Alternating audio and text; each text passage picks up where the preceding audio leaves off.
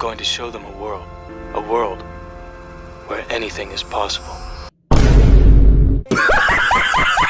Stop it. Assalamualaikum warahmatullahi wabarakatuh, everyone. Welcome back to another episode of the Islamic podcast. Now, why am I wearing a sunglass? What? I don't know. It's late at night. Shot like 2 more videos. I'm kind of tired. Just wanted to have some fun. And also it helps against the light because I've been staring at the screen for a while. There's no problem, Akhi. Today, I'm actually reacting to Nas Daily. He's a very famous YouTuber. Recently, he made a video where he's trying to defend atheism. So let's see what it says. I spent 1 full month studying his religion, atheism. Hello, my name is Yuval Noah Harari, and I am an atheist. He does not believe in God, but I do. So what can I learn from him? I'll tell you what you can learn from him. Nothing. You can't learn anything from an atheist because atheism doesn't teach anything. Atheism is simply the lack of belief in God. It's not a philosophy. It's not a moral way of life. It's nothing, basically. It's like going to a pit and expecting something to learn from the pit. There's nothing you can learn from the pit. There's nothing there. Okay, they're not a religion. Like, they're not a way of life or a philosophy. You're a Muslim. You have best person that you can follow, and you have the best teacher that you can learn from, that is the Prophet Muhammad Sallallahu Alaihi Wasallam. So why would you need to go to this atheist?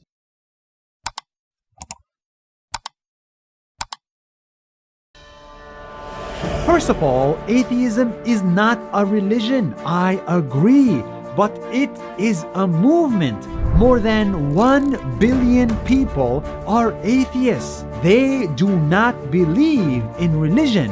Many of them believe in science instead.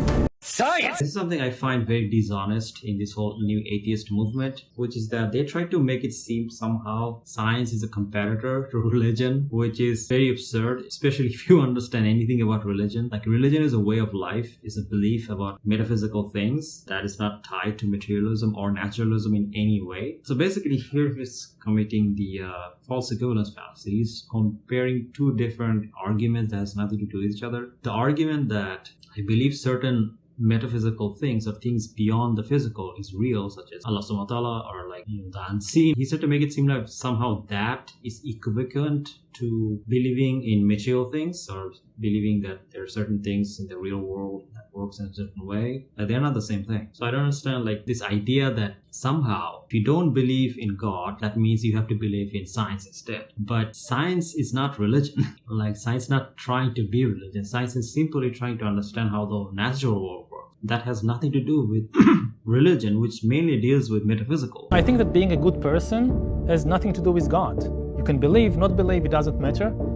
Being a good person is about liberating yourself and others from suffering. Okay, so that was Yuval Noah Harari, the biggest charlatan historian in the world.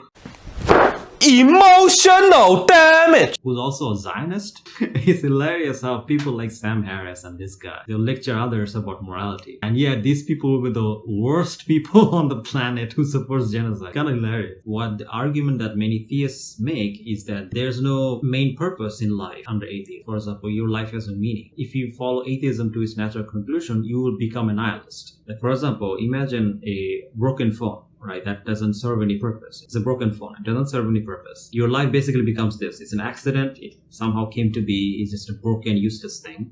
It doesn't mean anything. You know how after we eat noodles, we throw away the noodle packet. Your life is like that. It's useless. It has no purpose. However, if you're a religious person, you believe that your life has value because God sent you. However, if you're a naturalist or a materialist, you have to believe, or the only natural conclusion that you can go to is that, well, there's no difference between you as a collection of atoms versus a rock, which is also a collection of atoms. There's no difference there.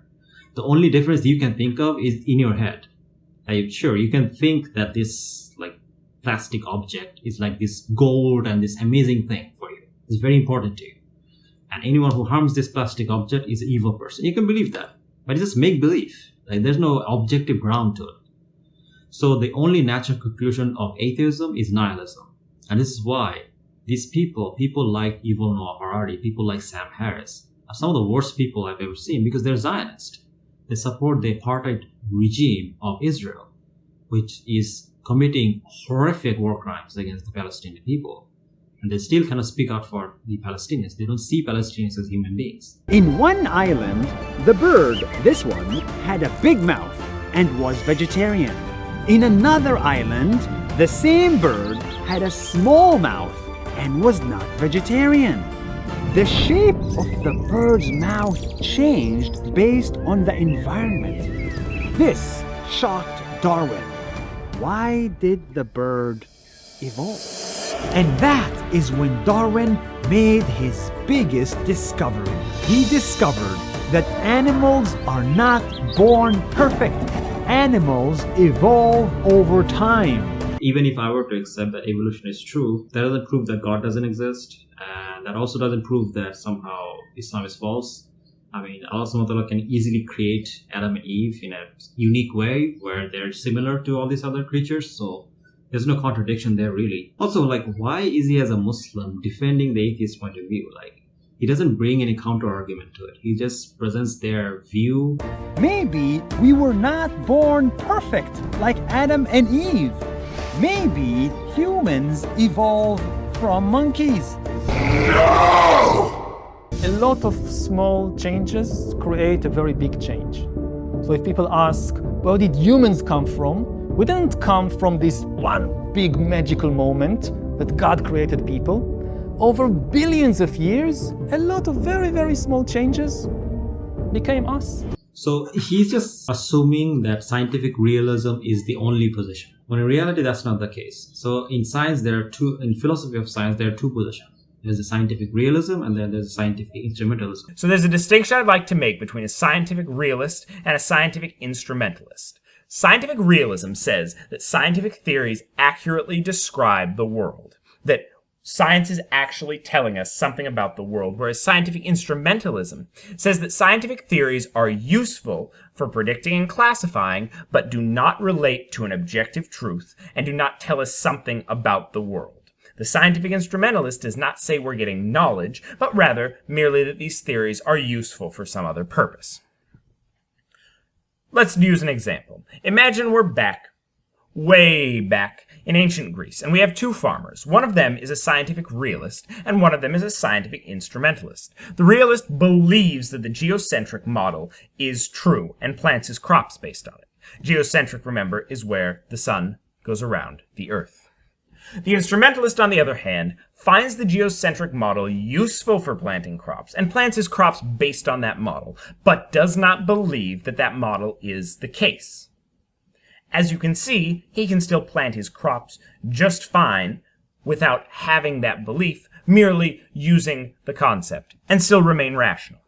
Belief in science is not required to use science. I, as a Muslim, take the position of scientific instrumentalism, which says that science is simply an instrument, which means it's something we can use to better our life. However, the position of a scientific realism, which is what most atheists take, whatever science says is true, and we should accept it as objective truth. That's scientific realism. Now, there's a lot of problems with scientific realism, which is that science changes all the time. For example, and we know this because Newton had a theory which was then disproved by people like Einstein, and then now Einstein's theory are being questioned by other scientists. So it's a constant process. Therefore, if you accept Einstein's theory as true or Newton's theory as true, you have no way of knowing whether this is actually true or not, because we know that science is constantly changing. So if I were to go back in time and I accepted Newton's theory, then the people that believe that theory would be wrong because it was later proven to be false. So I actually have no way of knowing whether the theory I believe in is actually whether it's true or false.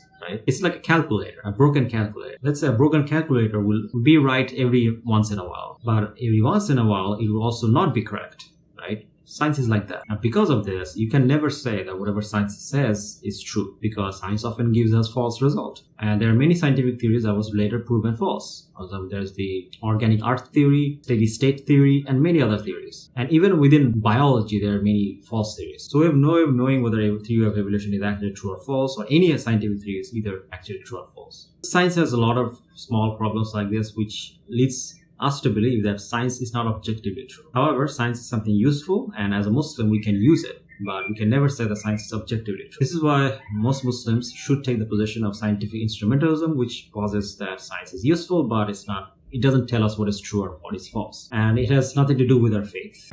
This theory shocked the world. It was against everything religion taught. It was against Christianity. It was against Islam. But Darwin's theory was based on evidence that you can measure and see with your own eyes. It made people believe less in religion and more in science. It made atheism explode, even though atheism existed way before Darwin. Okay, so basically here he's committing the circular reasoning fallacy. He's just assuming that scientific realism is the only position in the world, which it isn't. Also, he's just assuming that naturalism is true, which we have no reason to believe, or materialism is true, which we have no reason to believe. So he's just assuming all of these things and then coming to a conclusion, oh, this is why it goes against religion. No, it doesn't. It only goes against religion if you assume naturalism to be true, which we have no evidence or reason to believe, at least as far in the video. We have no reason to believe materialism is true, which is a philosophical assumption, both of these things. And we have no reason to assume that scientific realism is the correct position.